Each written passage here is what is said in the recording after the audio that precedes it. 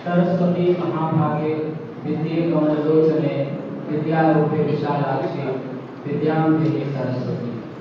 परम आदरणीय director sir एवं परम आदरणीय हमारे विद्यालय संसार इंटरनेशनल स्कूल के सम्मानित शिक्षकगण, जैसा कि आज का सेशन जो है मीटिंग का, टीचर मीटिंग का, उसमें हमारा जो टॉपिक है वो है हिंदी भाषा में लेखन एवं सृजन। तो इसमें तीन चीज इसमें आते हैं। एक हो गया हिंदी भाषा, दूसरा हो गया लेखन और तीसरा हो गया सृजन।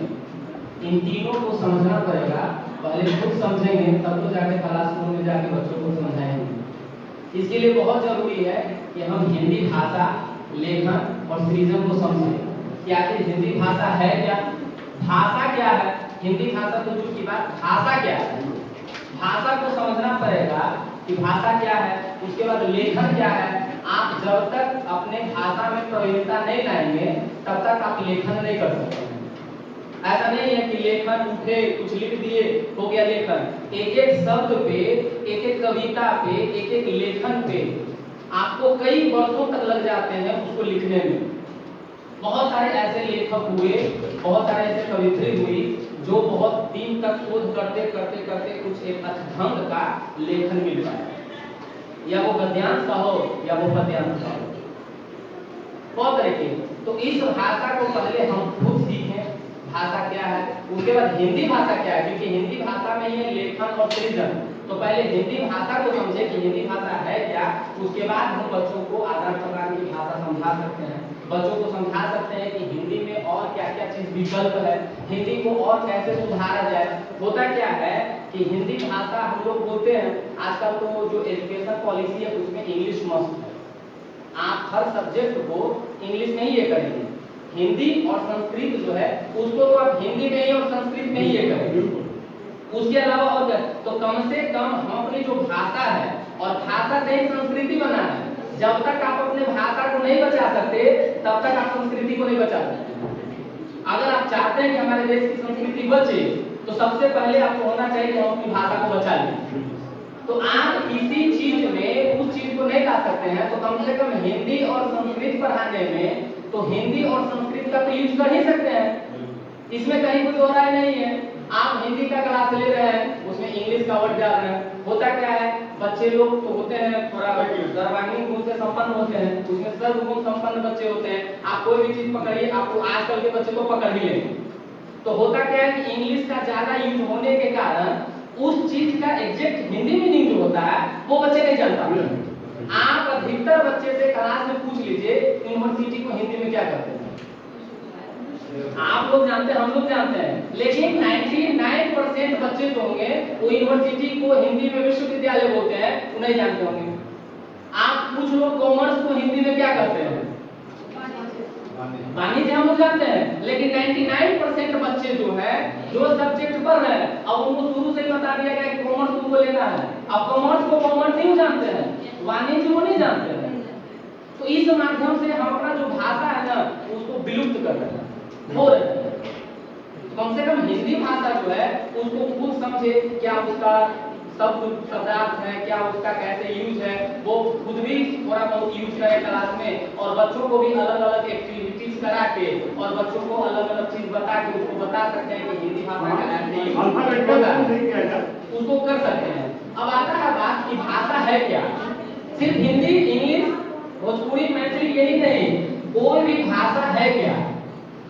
कोई बता सकते हैं कि भाषा किसको कहते हैं? हाँ जी सर, भाषा का विचारों के आदान प्रदान का एक माध्यम। Very good.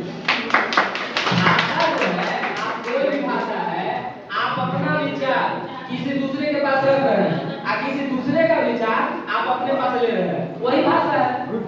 आप अपने प्रतिक्रिया को, आप अपने विचार को आदान प्रदान जिस भाषा में कर रहे हैं वो भाषा हो गया। अब हम लोग, अब मेरा सब्जेक्ट है हिंदी, हिंदी पे ये करना है, हिंदी में लेखन तथा सृजन, तो हम हिंदी पे ही फोकस करेंगे। भाषा सब अच्छी, लेकिन हिंदी तो और अच्छी। राजीव सर बोल रहे थे कि भाई विष्णुकांत सर को बहुत बच्चे लाइक करते हैं, हमारा सब्जेक्ट ही उस टाइप का कि लाइक तो करेगा नहीं। कोई सब्जेक्ट हिंदी में कर रहा है, एक टॉपिक अगर पढ़ाना आप शुरू करें उसमें 1000 कहानी निकल सकता है। अगर एक भी कहानी बता दिया तो वो टॉपिक जो है, वो चैप्टर जो है, वैसे ही इंटरेस्टेड हो गया। हालांकि ऐसा नहीं है, हमारे बच्चे सब टीचर को लाइक करते हैं और सब टीचर को सम्मानित करते हैं। ऐसा नहीं है कि हिंदी वाले हैं तो बहुत ज्यादा है, मैथ वाले हैं तो बहुत ये है। हाँ, इनको पता नहीं चलता है, हालांकि इन्हीं को सबसे ज्यादा लाइक करते हैं। हाँ, अगर आपकी टेक्निक अच्छी होगी और बच्चे उस चीज को अच्छे से समझेंगे, हाँ, तो आपको जरूर लाइक करेंगे, आप उनका फेवरेट बन जाएंगे। आपके सब्जेक्ट को समझ नहीं पाएंगे तो आपको लाइक नहीं करेंगे। हालांकि राजीव सर बहुत अच्छे थे, राजीव सर इस बात को समझ ही नहीं पाते हैं कि हमको बच्चे लाइक करते हैं। आज इंग्लिश का प्रॉब्लम क्यों हो रहा है कि हमारा मदर लैंग्वेज में इंग्लिश।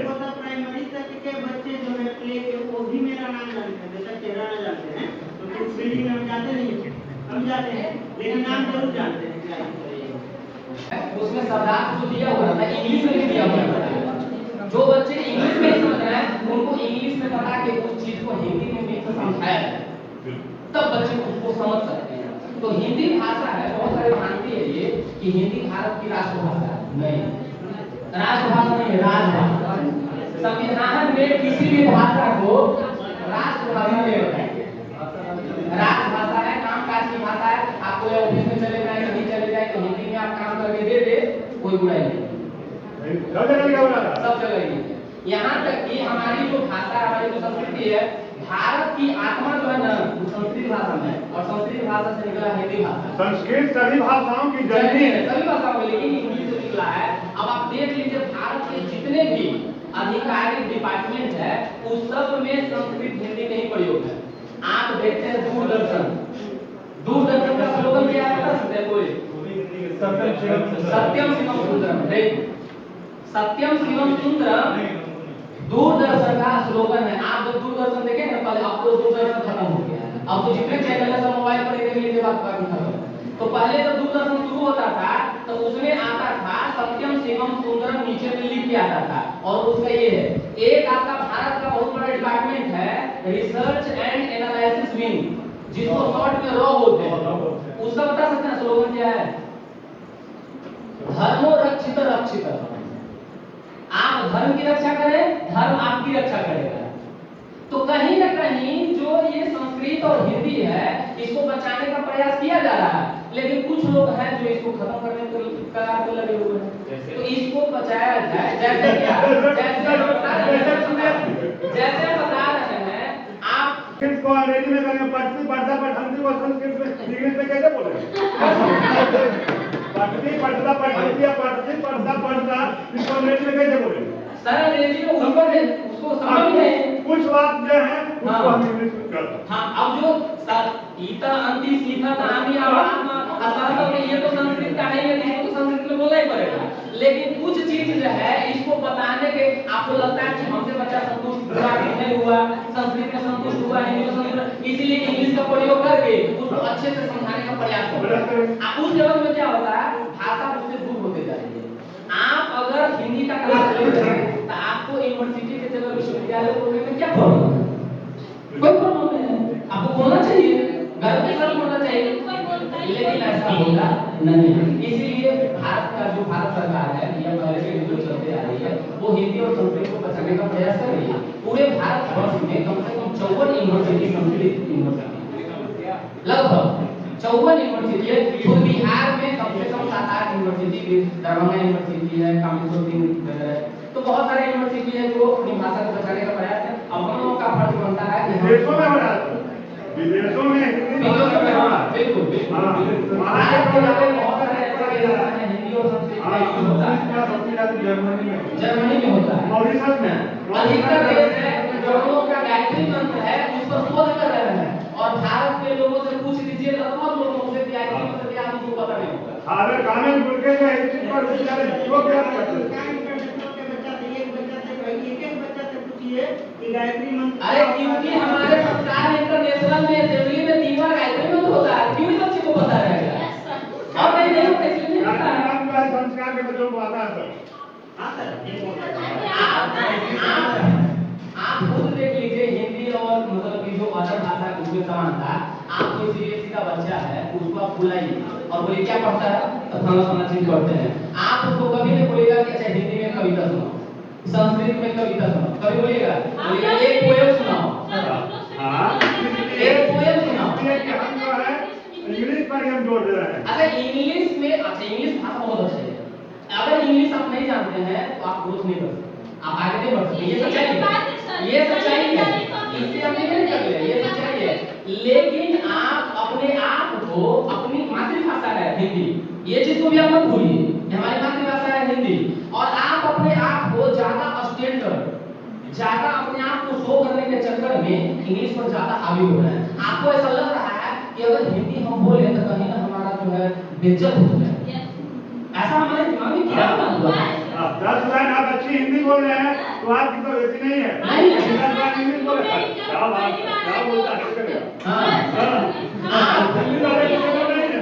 आप टूटा इंग्लिश बोलते हैं तो होता है कि नेशनल जब होता है 26 जनवरी 15 अगस्त, उस पर जब हम नहीं बोलते, अपनी राजभाषा आज के त्योहार मना रहे हैं, उस पर 10 लाइन हम अच्छी हिंदी। कहने का मतलब है हिंदी हो, इंग्लिश हो, संस्कृत हो, हिंदी और संस्कृत हमारी मातृभाषा है, इसको लेकर चले।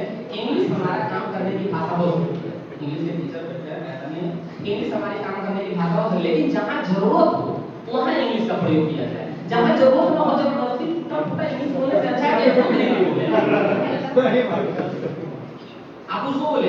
तो हिंदी भाषा ये है। उसके बाद आता है हिंदी का भाषा का महत्व। भाषा का क्या महत्व है, बच्चों को ऐसा बताना पड़ेगा कि भाषा का क्या, अगर भाषा का महत्व जानेगा तब तो लेखन और उसको सृजन कर सकता है। तो भाषा का महत्व है विचार विनिमय का सरलतम माध्यम। आप किसी भी भाषा में बात करें, मैथिली में बात करें, भोजपुरी में बात करें, हिंदी में बात करें, एक सरलतम माध्यम है, आप अपनी बात का आदान प्रदान कर सकते हैं। ज्ञान प्राप्ति का प्रमुख साधन है। हम सिर्फ हिंदी के बारे में नहीं बोल रहे हैं, किसी भी भाषा को, ज्ञान प्राप्ति का एक प्रमुख साधन है। आप अगर ज्ञान प्राप्ति करेंगे तो किसी भाषा को चुनना पड़ेगा। आप इंग्लिश में करना चाहते हैं, मैथिली में करना चाहते हैं, हिंदी में करना चाहते हैं, आपको एक भाषा चुनना पड़ेगा। ये भाषा का महत्व है। तीसरा है राष्ट्र की एकता का आधार है। आपकी राष्ट्र की भाषा क्या है? आपको अगर भारत आप जाएं, भारत से कहीं दूसरे देश में आप जाएंगे तो लोग ये नहीं बोलेंगे कि बहुत अच्छा इंग्लिश जानता होता है। आप भले इंग्लिश में विद्वान हो, इंग्लिश के बहुत बड़े जानकार हो, लेकिन आप दूसरे कंट्री जाएंगे तो वो बोलेगा भारत से आता है इसलिए इसकी हिंदी संस्कृत अच्छी हो, ये नहीं बोलेगा कि इसकी इंग्लिश अच्छी होगी। ये हमारी गरिमा है और इसको बचा के रखना पड़ेगा। इसलिए राष्ट्र की जो एक एकता का आधार है। सामाजिक जीवन में प्रगति का माध्यम है। आप समाज में रहते हैं, सोसाइटी में रहते हैं, तो आपको एक भाषा अच्छी आनी चाहिए, तब तो आप समाज में सर्वाइव कर पाएंगे। ठीक है।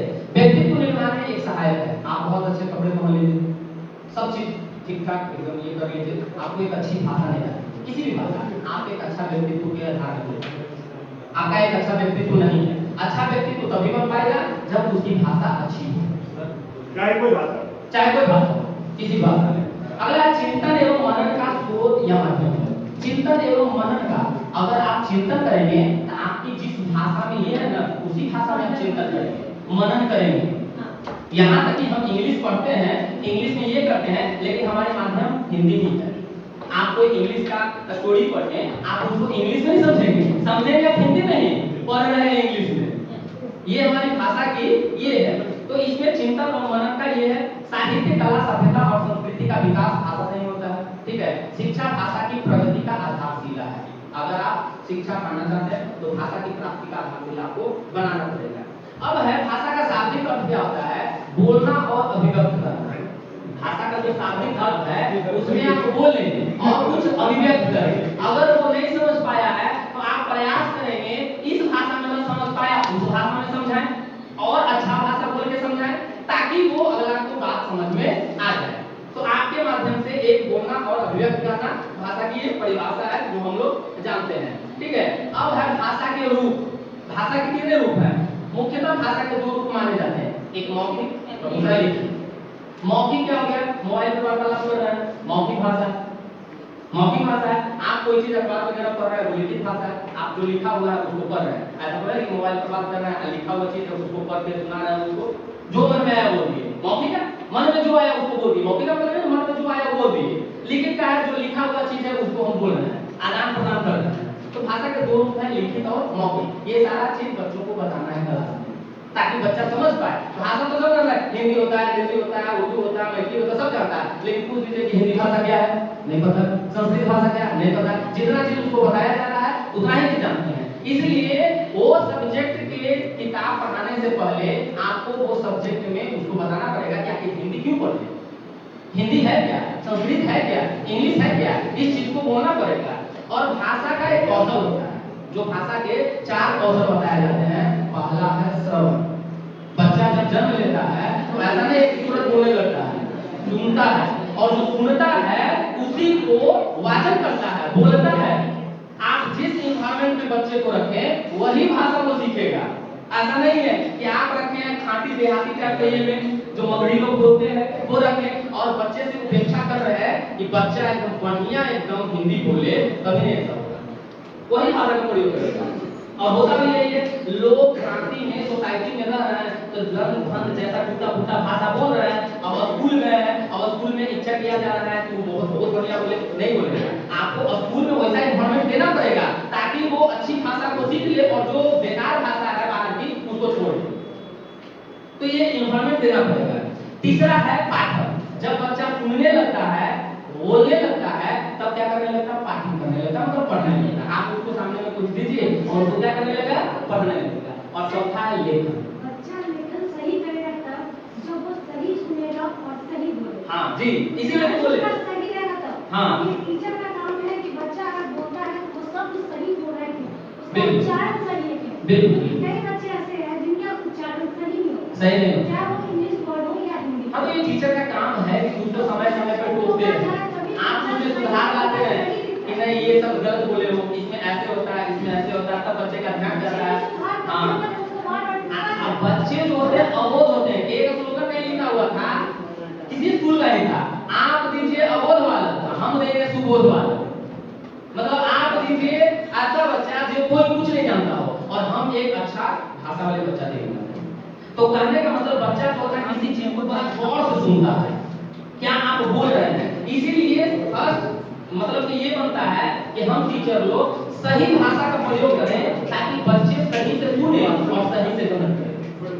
हम ही गलत बोलेंगे तो बच्चा भी गलत बोलेगा। इसलिए पहले श्रवण होता है, उसके बाद वाचन होता है, तीसरा पाठन होता है, पढ़ने लगता है, और चौथा लेखन होता है। ये 4 चीज ये है सीरीज में, ये 4 चीज करना है तो आपको शुरू से ही आना पड़ेगा। ऐसा नहीं कोई बच्चा है शुरू में लिखने ही लगा, उसके बाद पारंगत हो गया लेकिन आने लगा। चारों चीज आपको करने पड़ेंगे। उसके बाद लेखन सिखाने में ध्यान देने योग्य बात है।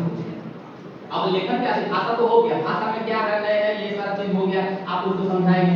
अब लेखन है, हिंदी भाषा में लेखन और सृजन। तो लेखन सिखाने में क्या क्या रहता था, क्लासरूम में आप जाएंगे, अब बच्चा कोई है, कोई कितना बच्चा आलसी होता है, बैठा है बेंच पर, दोनों पैर को बच्चा मार के ऊपर में बैठ जाएगा। अब उस तरह से अगर कोई बच्चा लिखेगा तो उसका लेखन कभी भी ठीक नहीं हो सकता है। आज का प्रॉब्लम है अधिकतर बच्चे की राइटिंग अच्छी नहीं होती है। राइटिंग पे ज्यादा जोर देना है, उसको सिखाना है कि आपकी राइटिंग अच्छी हो, आप लिखने का प्रयास करें। तो लेखन सिखाने में ध्यान देने योग्य कुछ बातें हैं कि बैठने का ढंग उसका सही होना चाहिए। जब तक वो सही ढंग से नहीं बैठेगा तब तक वो अच्छी भाषा में लेखन नहीं कर सकता है। एक बैठने का सही तरीका होना चाहिए, आंखों से कागज की दूरी होना चाहिए, ऐसा चीज बताया जाता है कि कितना दूरी पर हम लिखें ताकि सही से लेखन हो सके। ठीक है, कलम पकड़ने की विधि, कितना को कलम पकड़ने नहीं आता है। और अभी भी जो बड़े हो गए हैं उनमें हम दावे के साथ कह सकते हैं कि जिनकी राइटिंग अच्छी नहीं है उसका सही से कलम पकड़ने का तरीका ही नहीं। अगर जो सही से कलम पकड़ने का तरीका उनको पता है उनकी राइटिंग बहुत अच्छी होगी। इसीलिए ये सब चीज जरूरी है। आप सीरो रेखा, बहुत लोग लेख तो लिखते हैं, बच्चे लेख लिखते हैं, लेखन करते हैं, लेकिन क्या करते हैं ऊपर से सीरो रेखा नहीं डालते। सीरो रेखा मतलब देखिए माथा, पहले हम लोग बच्चा क्या करते माथा बांधो, ऐसे लेख लिख देते थे, कोई शब्द लिख लिए और ऊपर से ये नहीं किया तो क्या होता है, भाषा की सुंदरता खराब हो जाती है। आपको भाषा की अगर सुंदरता बनानी है तो आप जो लिखे हैं कोई शब्द नाम ही लिखे हैं उसमें ऊपर से माथा को आप ये कर दें, सिरो रेखा कर दें। सिरो रेखा लिपि अक्षर की शुद्धता और उपयुक्त नमूने जो है जिसको देख के बच्चा अच्छे से लेखन कर सकता है। ये सब बच्चे हम लोग सब जानते हैं कि क्या है लेखन, क्या है सृजन, क्या है भाषा, क्या है हिंदी, क्या है संस्कृत, क्या है इंग्लिश। ये सारा चीज बच्चे में बताना है, बच्चे में ये सब चीज आनी चाहिए। बच्चे में अगर ये सब चीज बताएंगे तो वो गौर से सुनेंगे और इस चीज को समझेंगे, क्योंकि बच्चे जो होते हैं अबोध होते हैं। आप उनको जितना चीज बताएंगे उतना चीज ग्रहण करेंगे। आप अगर अच्छी भाषा का प्रयोग कर रहे हैं, कोई अच्छी बात का प्रयोग कर रहे हैं, तो वो अच्छी बात ही सीखेंगे। खराब चीज का प्रयोग कर रहे हैं तो वो खराब चीज ही सीखेंगे। इसलिए ये सब चीज होनी जरूरी है। अब आता है लेखन कौशल की विधियां हैं कुछ। बहुत सारी विधि बताई गई, मंटेसरी विधि है, आप खंडशः लेखन विधि है, खंड खंड में करके उसको तोड़ के बताना है कि आखिर आपकी भाषा कैसे हो सके। ठीक है, उसके बाद आता है, आप देखेंगे कि भाषा का दो रूप होता है। एक मुख्यतः एक होता है साहित्य के रूप में। साहित्य जो होता है उसमें जो ज्ञान राशि के संचित कोश को नाम को साहित्य कहते हैं। अच्छा, ज्ञान के कल्याणकारी लिखित, आप जो कुछ लिख रहे हैं वो दूसरे के लिए कल्याणकारी करें। लेख जो लिखते हैं, पहले के जो लेखक होते थे, कवित्री होती थी, वो तो ऐसा ही सोच के लिखती थी। जैसे क्रांतिकारी लोग होते थे, पहले तो भारत गुलाम था, और जो जिन लोगों को लगता था कि हम लड़ नहीं सकते, आर्थिक रूप से देश को मदद नहीं कर सकते थे, वो लेख के माध्यम से अपना सहयोग देते थे स्वतंत्रता संग्राम में।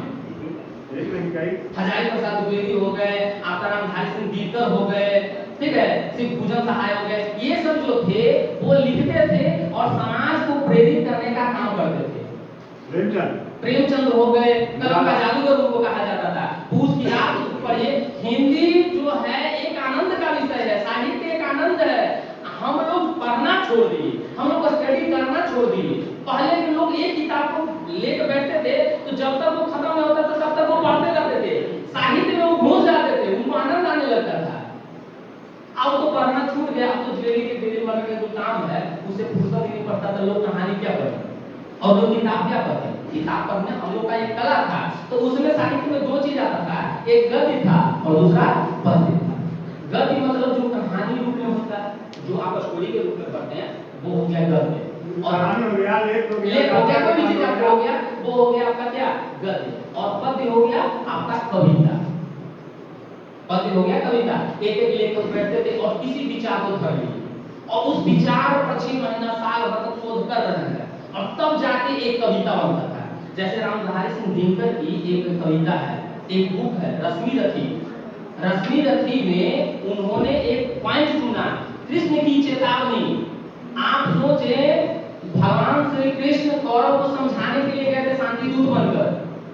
जब कौरव एकदम दिख गया कि हम सुई के बराबर, नीमों के बराबर भी जमीन नहीं देंगे पांडवों को, तब भगवान श्री कृष्ण ने चेतावनी दी थी। और उनको जो वो लिखे हैं रामधारी सिंह दिनकर, और सही में आपको साहित्य का नॉलेज अगर पढ़ लेंगे आप, आम में आंसू आ जाएगा। वर्षों तक में घूम घूम बाधा में को चुम चुम सब दुख नाम पानी पत्थर पांडव आए तो छोड़ लगा, सौभाग्य में सब दिन सोता है, देखो आगे क्या होता है। कौरव को समझाने को भगवान हस्तिनापुर आए, पांडव का संदेशा लाए। तो न्याय अगर तो आधा दो, अगर इसमें भी यदि बाधा हो तो रखो सारी धरती तमाम, वेदों केवल 5 ग्राम है। कौरव को भी दे न सका समाज, आशीष समाज की ले न सका। उल्टे हरि को बांधने चला, जो था असाध्य उसे साधने चला। हरि ने भीषण हुंकार दिया, अपना स्वरूप विकराल किया। इस तरह से जब लिखते थे रामधारी सिंह दिनकर, तो क्या होता था, एकदम मतलब कि साहित्य में जो आनंद आता है उसका वर्णन तो शब्दों में नहीं भी हो सकता है। जो लोग इस चीज को पढ़ेंगे समझेंगे, उन्हीं को ये चीज बताया जा सकता है, अन्यथा नहीं बता सकता। सुभद्रा कुमारी चौहान की एक से एक कविता है। श्याम नारायण पांडे का है चेतक, महाराणा प्रताप का नाम था, घोड़ा का नाम था चेतक। चेत करो चेतक की चाल सुनाई दी, भागो भागो भाग छोड़ो भाले की कुछ दिखाई दी। आजकल तो आदमी धोखा दे देता है, लेकिन उस समय का चेतक भी वफादार था, जो घोड़ा था। रंगीन चौकड़ी भर भर कर चेतक बन गया, निराला था। राणा प्रताप के घोड़े से पर गया हवा को पाला। साहित्य आनंद है। गानों में उठा जाओ, जाने से वाला के पुष्प के अभिलाषा, मुझे तो लेना बनवा ले जिस पत्थर से चढ़ाने मातृभूमि। ऐसे करके अनेकों कविता हैं और अनेकों साहित्य हैं, जिसको आप पढ़ लेंगे ना तो सही में आप आनंद से मग्न हो जाएंगे। फिर आपको दूसरा कोई चीज की जरूरत नहीं पड़ेगी। व्हाट्सएप, फेसबुक, झूठ मूठ का लंच फंड, ये सब में मोबाइल खत्म। आप साहित्य में आनंद तो लें, आप किताब पढ़ना शुरू तो करें। अब आजकल के लोग सोचते हैं कि काम से थोड़ा फुर्सत मिले तो तनी एफबी चेक कर लेते, तनी नोटिफिकेशन चेक कर लेते। कभी भी कोई भी ऐसा लोग नहीं सोचता है कि थोड़ा सा 5 मिनट का टाइम मिलता तो थोड़ा एक स्टोरी पढ़ लेते, थोड़ा प्रेमचंद को पढ़ लेते, थोड़ा रामधारी सिंह दिनकर को पढ़ लेते। हम अपनों पे ही इज्जत नहीं करते हैं। खुद सकते हैं। तो दूसरा क्या है? मतलब अब ऐसे हम अपने को ही सम्मान नहीं कर रहे हैं तो दूसरा लेकिन ऐसी बात नहीं है। हम मतलब बहुत रोज कुछ न कुछ 10-15 मिनट, उतना तो नहीं, लेकिन 10-15 मिनट हमको धार्मिक रुचि में बहुत इंटरेस्ट है, धर्म में बहुत इंटरेस्ट है, तो धार्मिक बहुत सारी पुस्तक है उसको हम रखते हैं और रोज 10-15 मिनट किसी भी तरह से टाइम निकाल के हम उसको पढ़ते हैं। एकदम सच्चाई बताना है। अगर नहीं टाइम मिले तो रात में लेट के सो गए, बगल में फ्यूज है लाइट का, जब तक नींद नहीं आया तब तक उसको पढ़े, नींद आया लाइट बंद करिए सो गए। और जिस चीज को आप लास्ट में गहन विचार करते हुए सोएंगे ना, आपको उसी तरह के विचार आएंगे। इसलिए भगवान श्री कृष्ण से रिलेटेड है, राम से रिलेटेड है, उनकी पुस्तक है हमारे पास, उसको पढ़ते हैं, मग्न हो जाते हैं। कभी कभी ऐसा मग्न हो जाते हैं कि नींद कब आएगा नहीं आएगा पता चला 1 बज गया, सुबह में सो जाना है, तो जल्दी से तो ये हो जाता है। साहित्य का आनंद का चीज है। आपको कोई ना कोई पुस्तक पर ऐसा अभ्यास बनाना चाहिए कि ताकि वो पुस्तक को कम से कम 10 बार तो जरूर पढ़े। ऐसा लोग होता है एक पुस्तक को पढ़े, अभी तो खत्म हो गया, इसमें कुछ रहा नहीं, उसको साइड कर देते हैं। नहीं, एक पुस्तक को कम से कम आप 10 बार पढ़ें, तब जाके वो पुस्तक जो है 50% हमको समझ में आती है। ये सच्चाई बात है। लेकिन लोग ऐसा विचार बना रहे एक पुस्तक को पढ़िए, अब इसमें हम विद्वान हो गए, अब पढ़ने की जरूरत नहीं है। यार कुछ भी नहीं कीजिए कि हम पढ़ने जा रहे हैं, पढ़ने जा रहे हैं, पढ़िएगा तब ये पढ़ाइएगा। उसको समझना पड़ेगा, तब जाके ये होगा। आपको नई कोई पुस्तक मिलता है, एक श्रीमद् भागवत गीता आप ले लें और उसको पढ़ें। आजकल तो हिंदी, संस्कृत, इंग्लिश, मैथिली, भोजपुरी सब भाषा में पुस्तक अवेलेबल है। गीता, तो गीता पढ़ें। आपने तो पढ़ी है, एक श्लोक का रूटीन बनाएं, एक श्लोक और वही गीता को पढ़ें और ऐसा प्रयास करें कि बच्चों में हिंदी और संस्कृत के माध्यम से उसको जानने का प्रयास। आप लोगों की जो हिंदी और संस्कृत भाषा है, ये क्या रीजन है कि समाज से कटते हुए चला? हम लोग खुद इसके गुनाहगार हैं। अंग्रेजी शासन का हम ये प्रभाव, एक्सेप्ट करते हैं। अंग्रेजी शासन का प्रभाव रहा, जो जाने को तो चला गया, लेकिन उसकी वेशभूषा, खान पान सब कुछ अपने को अपना लिए। हम कहते हैं हिंदुस्तानी, लेकिन आई एम नॉट हिंदुस्तानी। बिल्कुल सर, अभी हम इसके पहले ही बताए हैं कि वेस्टर्न कल्चर हम तुम्हारा जो है भारत के मान क्या होगा कि कुछ भी डूब जाए। आप सर एक बात ध्यान दें, आप जब ब्रिटिश शासन नहीं था इंडिया में, ऐसा सोशल साइंस में है, पुस्तक में है, जब ब्रिटिश शासन इंडिया में नहीं था, अकेले एक सोसाइटी में कम से कम 2000 गुरुकुल होते थे, कम से कम 2000 गुरुकुल। जब ब्रिटिश शासन आया, ईसाई मशीनरी आया, सारे गुरुकुल को बंद कर दिया और क्या करवा दिए, और कॉन्वेंट विद्यालय में कौन पढ़ाने जाएगा भगवद गीता, रामायण, महाभारत? मिशनरी आए, मिशनरी जो है भाषा धर्म खत्म हो गया। जैसे जैसे गुरुकुल खत्म हुआ, हमारी संस्कृति खत्म हो गई, हमारी भाषा खत्म हो गई। और आप कहते हैं कि हमारी संस्कृति और संस्कृत और हिंदी जो है विलुप्त होने का क्या कारण है? हमको कारण है। आज जो गुड मॉर्निंग बोलना हम अच्छा समझते हैं, हम लोग उसको कमर्शियल नहीं बनाए। अगर सर बोले कि सब बुक अवेलेबल है इंग्लिश में, मैथमेटिक्स का सब बुक अवेलेबल है, नहीं, एनसीईआरटी, सीबीएसई बोर्ड एनसीईआरटी की पैटर्न चलाता है, तो एनसीईआरटी बुक जो है वो हिंदी में भी अवेलेबल है, सब क्लास का, सब चीज का है। हम लोग उसको क्या बोलते हैं कि नहीं तुमको इंग्लिश आना चाहिए, ये आना चाहिए, तब न जाकर के विलुप्त हुआ। उसको कमर्शियल सर हम शुरू में ही बोल दिए, इंग्लिश हमारी मातृभाषा नहीं है। इंग्लिश हमारी काम करने की भाषा हो सकती है। आप प्रयास करें कि जितना काम हो इंग्लिश में उतना ही काम करें, अन्यथा आप हिंदी बोलें, अन्यथा आप संस्कृत बोलें। आपने कभी प्रयास नहीं किया कि संस्कृत को जानने का, आपने कभी प्रयास नहीं किया हिंदी को जानने का। आप हिंदी में बोल चाल कर रहे हैं, आपको क्या लगता है कि हम बहुत बड़े हिंदी के विद्वान हैं, हम हिंदी में बोल रहे हैं, हम अपने आप को समझ लें कि हिंदी के बहुत बड़े विद्वान हैं। हिंदी समुद्र है, संस्कृत समुद्र है, आप उसको नहीं पार कर सकते हैं। इसीलिए ऐसा प्रयास करें कि जिस भाषा की हम मतलब कि भारत देश की हमारी भाषा है हिंदी और संस्कृत, कम से कम उसको बचाए रखें, मंत्र सीखें, श्लोक सीखें, एक भगवत गीता जरूर अपने पास रखें, कोई भी भगवत गीता हो और उसमें एक एक श्लोक आप पढ़ने का धीरे प्रयास करेंगे, आप उसमें बहुत कुछ कर सकते हैं। और भगवत गीता जो एक बार जीवन में पढ़ लिया है, उसको कभी भी कोई भी चीज का डर नहीं रहेगा। हमने कई बार पढ़ा, 5-6 बार तो कम से कम पूरे भगवत गीता को पढ़ा। भगवत गीता के लास्ट में एक श्लोक है जो सबसे ज्यादा हमको प्रभावित करता है। अगर कोई पूछे कि भगवत गीता पढ़ा, आपने क्या प्रभावित किया भगवत गीता का, एक श्लोक सर्वधर्मान् परित्यज्य मामेकं शरणं व्रज अहम त्वां सर्वपापेभ्यो मोक्षयिष्यामि मा शुचः। भगवान श्री कृष्ण बताते हैं कि जितने भी देवी देवता हैं उन सब की पूजा करने से अच्छा है किसी एक देव की पूजा करो। सर्वधर्मान् परित्यज्य सभी धर्मों का त्याग करो। सर्वधर्मान् परित्यज्य मामेकं शरणं व्रज सिर्फ मेरी शरण में आ जाओ, हम तुम्हें पापों से मुक्त कर देंगे और मोक्ष देंगे। मोक्ष का मतलब जन्म और मृत्यु से छुटकारा। ये जीवन जो है ना वो मोह माया है, एक कष्टप्रद है, इसीलिए लोग बोलते हैं जन्म और मृत्यु से छुटकारा मिल गया, मोक्ष मिल गया। चालू का चालू। अब देखिए इसमें जो है हिंदी भाषा में, मान लीजिए कि हिंदी भाषा हम लोग सिखा रहे हैं बच्चे को, फिर भी बच्चे को अगर लगे कि बच्चा नहीं सीख रहा है, हिंदी को नहीं ग्रहण कर रहा है, तो आप उसमें छोटा छोटा पॉइंट बना के कुछ ऐसा एक्टिविटी दे सकते हैं बच्चे को जिसमें वो हिंदी में डेवलप कर सके, हिंदी में विकास कर सके। और मान लीजिए कोई फेस्टिवल आ रहा है तो उस फेस्टिवल पर बच्चे को बोले कि तुमको कम से कम 50 शब्दों में, ज्यादा नहीं, मात्र 50 बस 50 शब्दों में आपको कोई लेख लिख के लाना है। दुर्गा पूजा आ रहा है, दुर्गा पूजा पर निबंध लिख के दे दिए। अब एक बच्चे को बारीकी से चेक करना है। क्या होता है, कॉपी हम लोगों के पास बहुत रहता है, जल्दी जल्दी में चेक कर दिए, बाद में किसी गार्जियन के पास गया, सपोज दैट वो निकल गए हिंदी के कोई अच्छे जानकार, तो वो आके क्या बोलेंगे, सर ये क्या किए। अब उनको एक्सक्यूज दीजिए आप कि सर कॉपी बहुत है, नहीं सुनेंगे। वो क्यों सुनेंगे कि कॉपी बहुत है, वो ही नहीं सुनेंगे ना।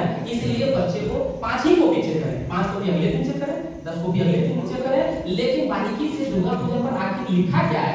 अब जो दुर्गा पूजा पर लिखा है इसमें बहुत सारे पॉइंट आते हैं, उसके शब्द कैसे हैं, उन्होंने किन शब्दों का प्रयोग किया है, किन भाषाओं का प्रयोग किया है, क्या उसकी भाषा शैली है, ये चीज पकड़ना पड़ेगा। स्टूडेंट बहुत अच्छे हैं, सारे सब्जेक्ट में 90+ है, अब पता चला हिंदी दुर्गा पूजा पर लिखने के लिए बोल दिया गया जय श्री राम, ऐसा होता है। हिंदी भाषा में लिख दिया दुर्गा पूजा पर जो मन, तो एक मैम है इसी में से कोई हम हमारे साथ कॉपी चेक कर रही थी वहां उस ब्रांच में, तो वो दी थी 5 दिन की छुट्टी के लिए। अभी के लोगों अभी ना इनमें जो 5 दिन का एप्लीकेशन था दिए थे बच्चे को, सोचिए कि क्या लिख सकता है वो बच्चा। 5 दिन की छुट्टी में 5 बहाना बनाया। पहला दिन हम बीमार पड़ गए, दूसरा दिन हम लेट हो गए, तीसरा दिन नींद नहीं खुली, चौथा दिन पिताजी काम दे दिए। ये है भाषा। तो ये बच्चे को बताना पड़ेगा कि ये कैसे लिखना, एप्लीकेशन ऐसे नहीं लिखना। इसीलिए बच्चे में ऐसा चीज लाना पड़ेगा। बहुत सारे बच्चे होते हैं लिख बहुत अच्छा रहे हैं, बोल अच्छा नहीं रहे, नहीं तो बोल अच्छा रहे, लिख अच्छा नहीं रहे, पता नहीं होता है। बिल्कुल दशहरा पूजा तो लिखने के लिए गया, तो बच्चा लिखा है कि मैं दशहरा में नानी कहाँ जाता हूँ। अब ये कोई टॉपिक है तो उसके बारे में नॉलेज भी अगर नहीं है तो इसमें भी हमारी ही है। हाँ ये बिल्कुल। हाँ तो इसके लिए मैं आप अगर दुर्गा पूजा पे, दीपावली पे, हाँ अगर आप लेख दे रहे हैं लिखने के लिए, हाँ बिल्कुल बिल्कुल, अगर आप लेख दे रहे हैं लिखने के लिए तो पहले आपको बताना पड़ेगा कि दुर्गा पूजा है क्या, दुर्गा पूजा मनाने के पीछे क्या क्या पौराणिक कथाएं हैं, ये चीज देना पड़ेगा, बताना पड़ेगा। तब बच्चे को सुनेंगे और फिर जो सुन लिए है ना उसको अपनी भाषा में लिख देंगे। कुछ हद तक ठीक लिखेंगे, कुछ हद तक। बच्चे है ना कंफ्यूज हो जाता है, बिल्कुल। हाँ इसीलिए गाड़ी खिलाना तो मैं कुछ बच्चों को ऐसा देखे कि वहाँ छात्र क्रम भी नहीं देख सकते हैं, वहाँ ज्ञानी क्या है वो भी नहीं जाने, तो उनको एक बार लगता है कि रिवीजन क से ज्ञान तक नहीं कराना चाहिए, बिल्कुल। यहाँ जहाँ भी वहाँ की शुरुआत ही नहीं है, बच्चे कैसे 10th पास करें। वहाँ कैसे पता चेक कर रहे हैं तो शब्दार्थ में है तो वो समझने के लिए क्या है कि शब्दार्थ क्या है, ये लोग शब्द क्या है समझ ही नहीं आ रहा, उसमें संस्कृत की भाषा है। हाँ ये प्रॉब्लम है, ये प्रॉब्लम है। हाँ ये हम लोगों को ही करना पड़ेगा, ये हमारी जिम्मेदारी है। ये एक रिपोर्टर था वो दिल्ली में घूम रहा था ऐसे, तो जो आपका दिल्ली यूनिवर्सिटी के बच्चे हैं और दिल्ली में तो और भी हाई फाई स्कूल है, प्राइवेट स्कूल सीबीएसई का, वो तो दिल्ली का केंद्र भी है सीबीएसई का, दिल्ली नहीं दिल्ली है। तो उसके जो बच्चे थे वो जब स्कूल से निकले, कॉलेज से निकले, तो उनको बोला गया कि आप क ख ग से लेकर के य तक सुना दीजिए। नहीं सुना पाया, नहीं सुना पाया, ये आश्चर्य की बात है। नहीं हिंदी में ही देखिए स्टार्ट होता है ABCD से उन्हें स्टार्ट कराया जाता है और इंग्लिश को अच्छे से पकड़ सकते हाँ। हैं। अब हम खुद एक स्कूल में गए, पिछले बार जब स्कूल में गए थे ग्लोबल सेंट्रल स्कूल है इसके पास, क्या बोलते हैं, बेऊर जेल के पास, बेऊर मोड़ के पास ग्लोबल सेंट्रल, वहाँ हम गए ऐसा करें, हालांकि वहाँ का माहौल कुछ अजीब लगा तो हम फिर सर्वाइव नहीं कर पाए वहाँ जो गए क्लास लेने के लिए, बड़ा अजीब अजीब टाइप के बच्चे हैं, ऐसा मगही बोली में बात करें कि हम खुद उस मगही बोली को नहीं समझ पाए। हम वहाँ क्या कर पाए, हम एक बच्चे को उठाए जो बहुत लग रहा था कि नहीं बहुत कुछ ये करता है, हालांकि उसमें कुछ ऐसा ये नहीं था, उसको हम बोले बोर्ड पर जाओ, कहा से लेके ये अलग तक लिख दो। आप विश्वास नहीं करेंगे तो खतरा से आगे नहीं बढ़ पाया, नहीं बढ़ पाया। तो ये हिंदी का कंडीशन है और इसमें कहीं ना कहीं टीचर ही दोषी है। पहले हम लोगों को बताया जाता था, आजकल के ये जो पढ़ाया जाता है उसमें बता दिया क का की गु के कै को गौ कन कब हो गया बता, अ आ ई उ ऐसे करके बता दिया था। हम लोगों को ऐसे नहीं पढ़ाया जाता, हम लोगों को पढ़ाया जाता अ आ हर्षई दीर्घई हर्षऊ दीर्घऊ क काकरदा कई करके ऐसे करके पढ़ाया जाता था। और वो चीज को जब हम लोग पढ़ते थे ना तो एकदम दिमाग में सेटअप हो जाता था। एक वर्ड को 20 टाइम्स लिखना है, पेंसिल लीजिए घसटते रहिए। आजकल का कौन सी किसी का बच्चा होगा जो पेंसिल और सिलेट पे लिखता होगा? डायरेक्ट कॉपी थमा दीजिए, कॉपी पे कितना को ये करेगा। इस तरह से आज हम हिंदी पढ़े हैं, जो आप बोले उसको बोलते थे बर्तन, और पढ़ते थे आकार भारतीय दीर्घिन तारको निकले गोले कर्म चुटकला मारते दुर्गा, ऐसे पढ़ते थे। जब आकार भारतीय दीर्घिन तारको निकले गोले जब पढ़ते थे तो उसमें क लगा लीजिए, ख लगा लीजिए या कुछ भी लगा लीजिए, जो भी आपको कंसोनेंट है उसमें लगा लीजिए, तब उसमें आ गए एक ही बात। तो अब के बच्चे पढ़ते नहीं है। टेबल भी पहले पढ़ते थे तो 15 का 15 मिनट के किताब पढ़ता है तो क्या 15 में 15 और 15 किधर बैठा है? तू जो पढ़ने में ही फ्री जगह बैठा है नहीं अब नहीं तो एक चीज आपको ये चीज